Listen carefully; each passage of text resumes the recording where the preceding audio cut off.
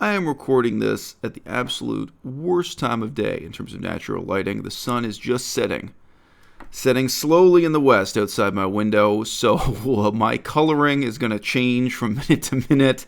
There are going to be deep, craggy shadows on my face and all the rest of it. But this is when I want to record this video, so let's roll with it. Hopefully ain't none of you here for the quality of the lighting.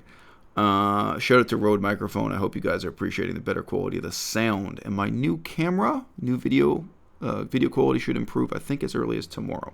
All right, I got a question from Tiny Polka Dot.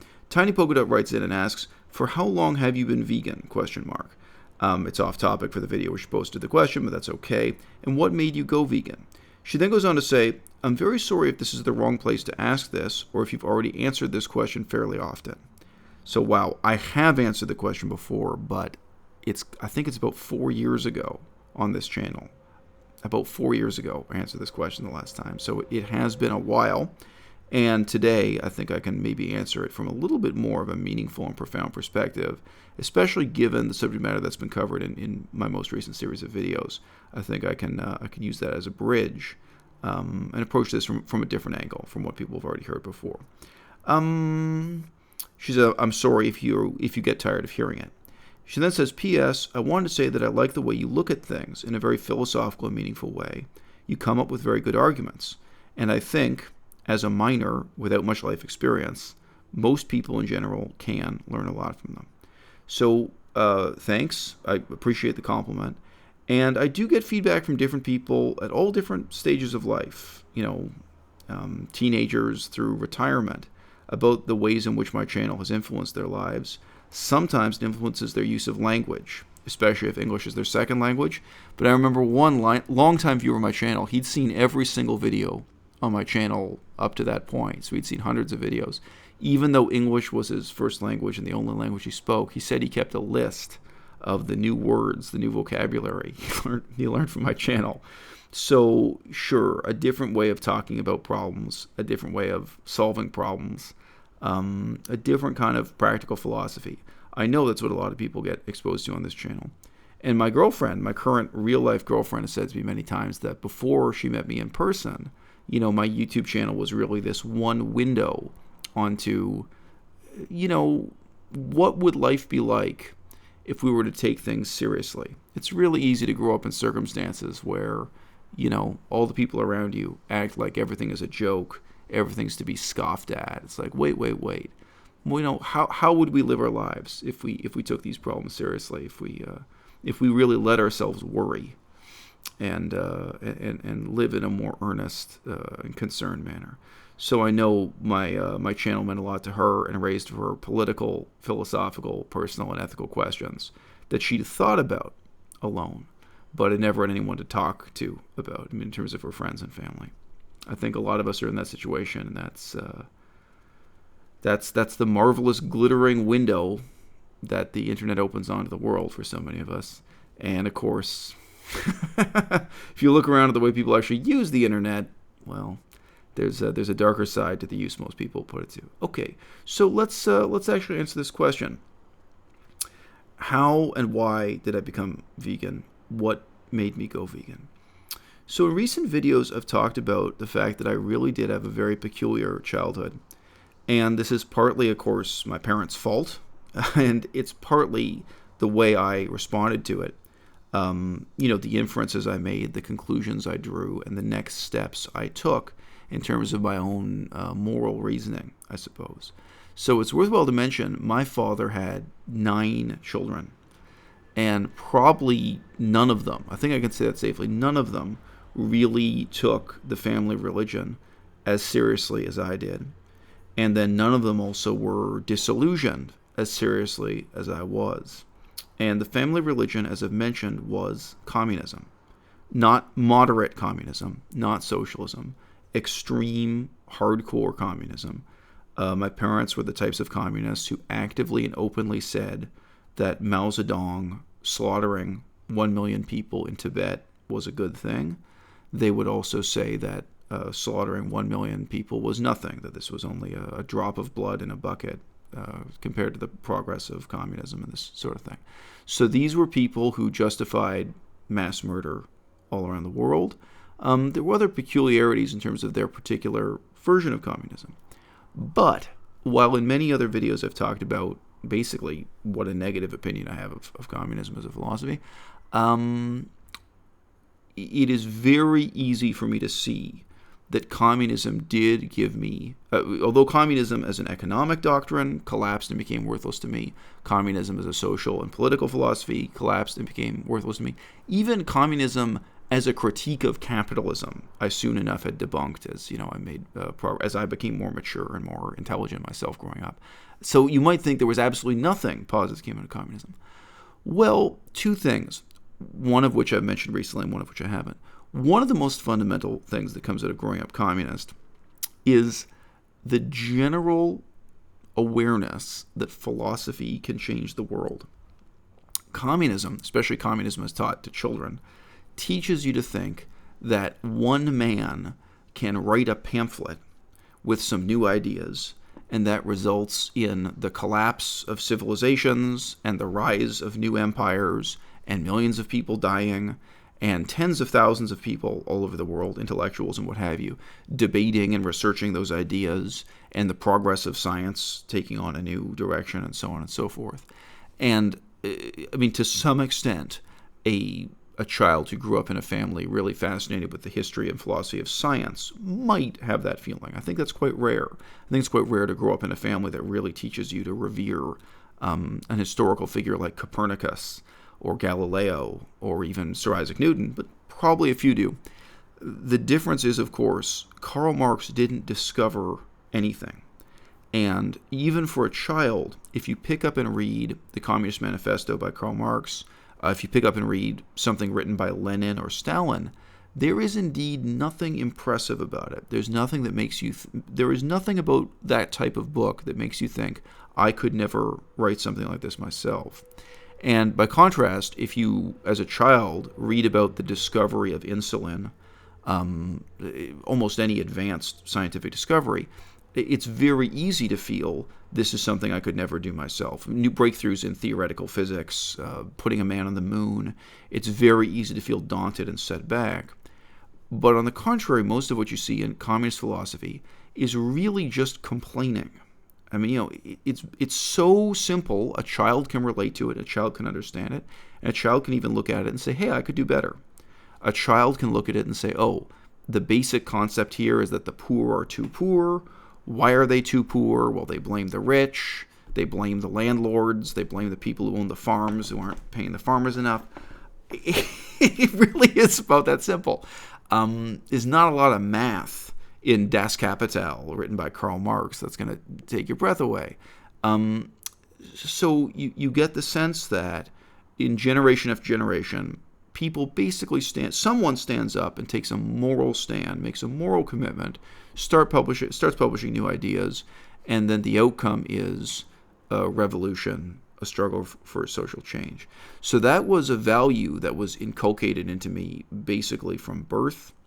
And indeed, I was going to make a separate video about this. It was even in the name that I was given by my parents, a name that I rejected along with communism. My name was a coded reference to revolution. I think in a video in the near future, I'm going to talk a little bit about that. The name I had, the name I rejected, how that was linked to their peculiar form of communist revolutionary ideology. So that's very much what I was raised with. But in its most general form, this already arms a child with the notion or the assumption ideas change the world. Even that ideas are dangerous. I remember my mother would be nervous when I was reading the Communist Manifesto, something written by Lenin, something written by Stalin or Karl Marx. There was this sense that these books contained power. And the type of power, of course, historically, unlike the belief in a magical power in the Bible or a religious text, in a sense, they knew what that power was because the power was just that people killed each other over these ideas. There was just the body count that was attached to this philosophy.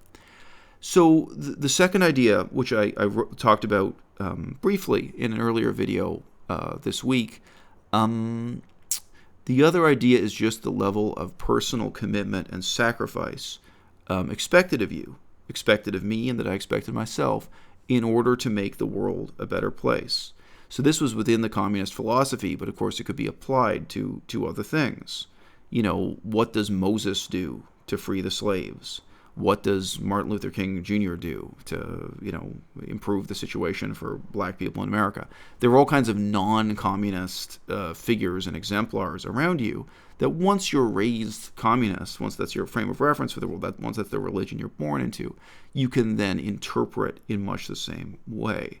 So in looking around at the world that way and growing up, again, it was not extraordinary or difficult for me to imagine that I myself would one day be living in the jungle or living in a cave or living in a desert with nothing but an AK-47, fighting and surviving in the kind of terrible conditions that various revolutionary leaders had lived in at various times in history.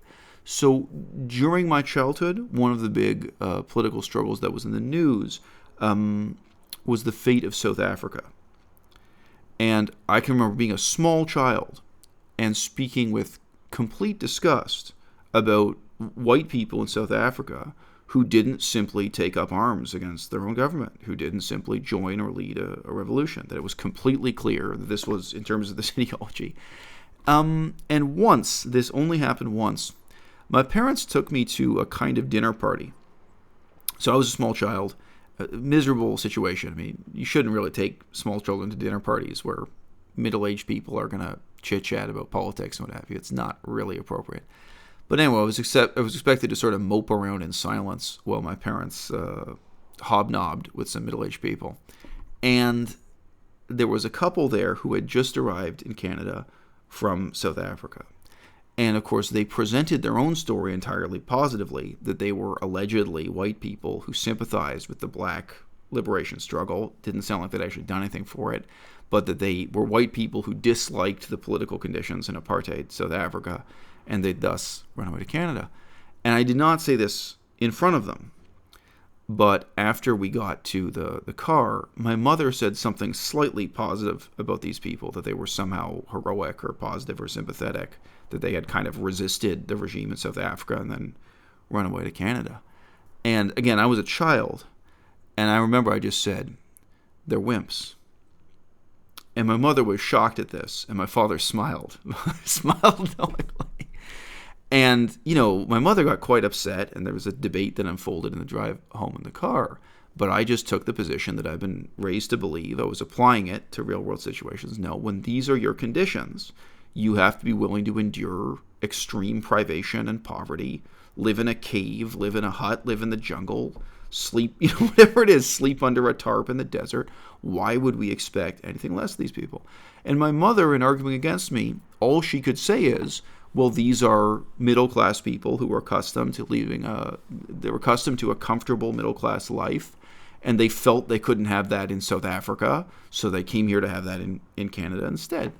And so how could you possibly expect me to sympathize with this when, indeed, as I say, everything about my childhood being raised was to look at almost the definition of adulthood as being preparation for war, preparation for revolution, preparation for civil war, and all the privations that entails.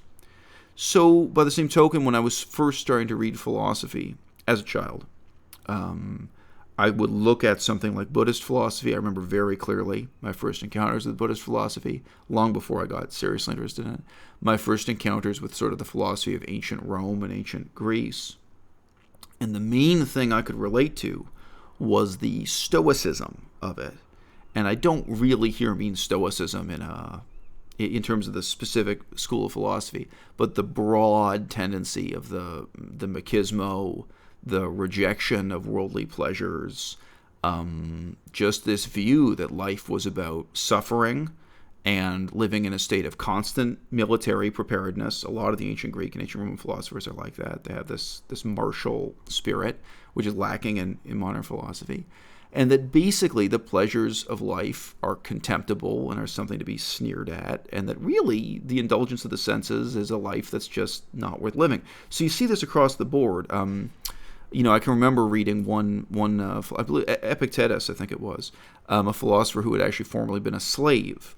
And on the other hand, I read a philosopher from ancient Rome who was an emperor, Marcus Aurelius.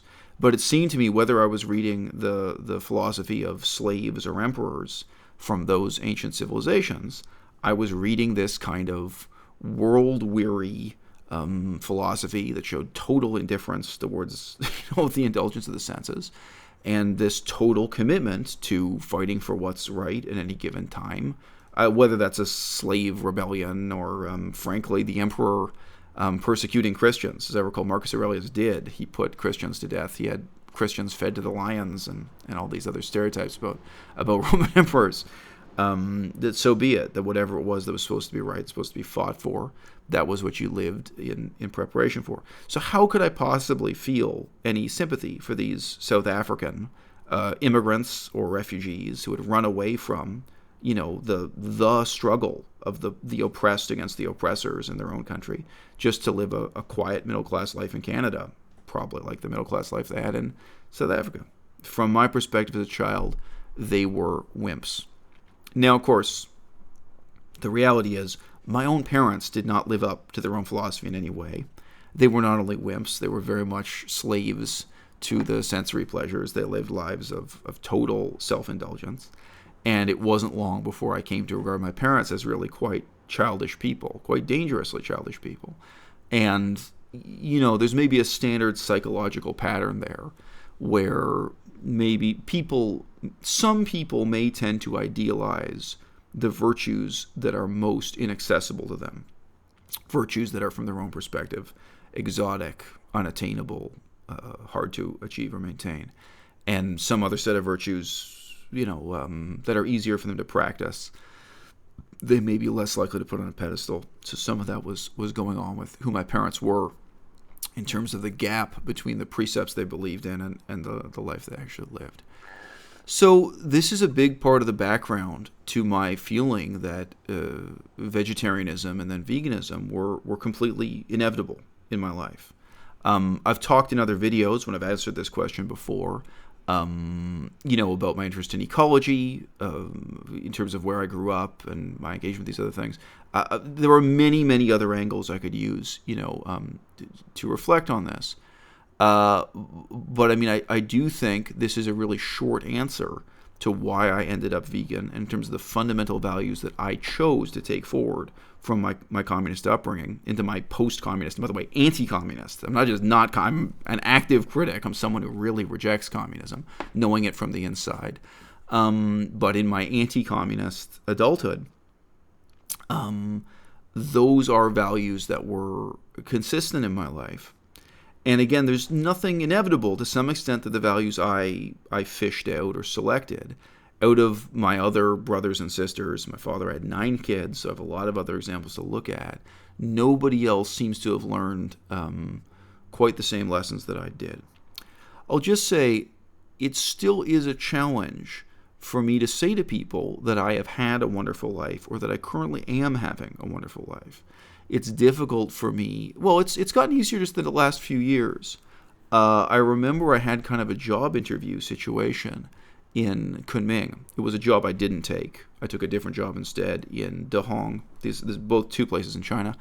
But I had a sort of job interview situation, and I was talking to the president of a small college, and she kept saying these things as if she felt sorry for me.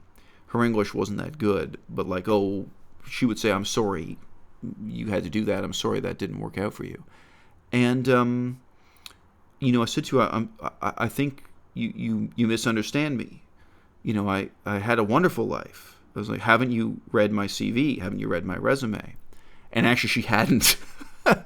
But she was talking to me as if I had ended up on her doorstep applying for this job, because my ship had crashed into the rocks and sank. And I remember I told her just a few things about what a wonderful life I'd had. And because her English wasn't very good, I had to tell it in very blunt, very simple English. So that might be, for any of you watching this video, imagine yourself in that situation. What if you had to, in very simple, very clear English, explain to a complete stranger how wonderful your life has been? But, I said to her, I've lived all over the world. I just listed off a few of the places. I lived in France. I lived in Cambodia. I've been everywhere I ever wanted to go. I had to sort of briefly talk about the fact that I did all the things I wanted to do. I studied all these languages and literature and politics and history. So no, I've had an extraordinary and wonderful life. So I've gotten better at doing that in just the last couple of years. And I really made it a point, actually, after we got back from France on this trip, to tell people, a couple friends in my life, how wonderful my 1 month trip to France was, spending time with my daughter and so on, and not to describe that in some kind of self-sacrificing man of sorrows way. But it is true, it is still really deep inside me, this sense of wake up every morning, do 200 push-ups on your knuckles, be ready for World War III all the time. I mean, I still don't own a couch. We've set up this apartment as a place to work. It's all desks and chairs. It's a place for me to study languages, for me to hit the books, for me to do push-ups, for me to get work done, for us to bake bread, which is part of studying for our next career.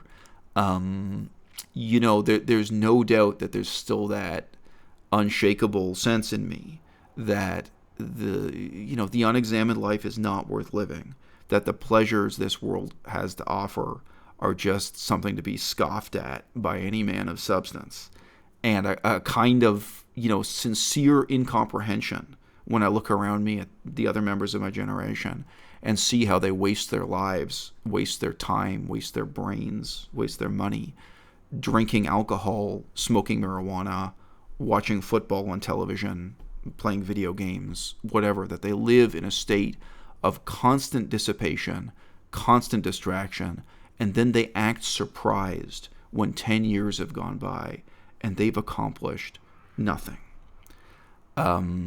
So that is, in a very real sense, why I'm vegan. I have a lot of contempt for the things that other people value in life. And I have a kind of driving ambition, an ambition that's not for earning money, an ambition to pursue the things that I think are meaningful, that I think are most valuable, and that keep me in a constant state of tense preparation for a war that we all know is never going to come.